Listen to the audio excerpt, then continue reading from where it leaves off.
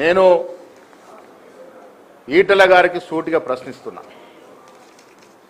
కాళేశ్వరం మీద నోటీసులు వచ్చాయి. వారేమో ఇప్పుడు బీజేపీలో ఉన్నారు. నాకున్న సమాచారం నిన్నాక మొన్న షామేరుపేటలో ఒక ఫామ్ హౌస్లో హరీష్ రావుతో ఈటల రాజేందర్ కలిసినారు. అక్కడ నుండి కేసీఆర్కి మాట్లాడినారు.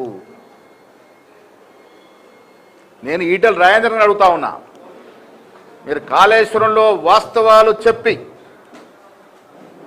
మోడీ మనిషి మోడీ పార్టీలో ఉన్నానని చెప్పుకుంటారా, లేక మీరు హరీష్ రావు కేసీఆర్ మాట్లాడుకున్న తీరు వల్ల కేసీఆర్కు లాభమయ్యే విధంగా మీ వాంగ్మూలం ఇచ్చి మీరు మోడీకి వ్యతిరేకమని చెప్పుకుంటారా? ఇది తేల్చాల్సిన అవసరం ఉంది ఈటల గారు. మీరు మాకు పక్కా సమాచారం ఉంది. ఈటల గారు హరీష్ రావు గారు కేసీఆర్ మాట్లాడుకొని కాళేశ్వరం విషయంలో అందరం కూడబట్టుకుని బయటపడాలి, అందరం ఒకటే చెప్పాలి అనే మాట మాట్లాడుకున్నట్టుగా అర్థమవుతా ఉంది. అసలు మీరు మోడీ పార్టీలో ఉన్నారా, లేక పేరుకు మోడీ పార్టీలో ఉండి మీ ధ్యానమంతా కేసీఆర్ పార్టీలో ఉందా?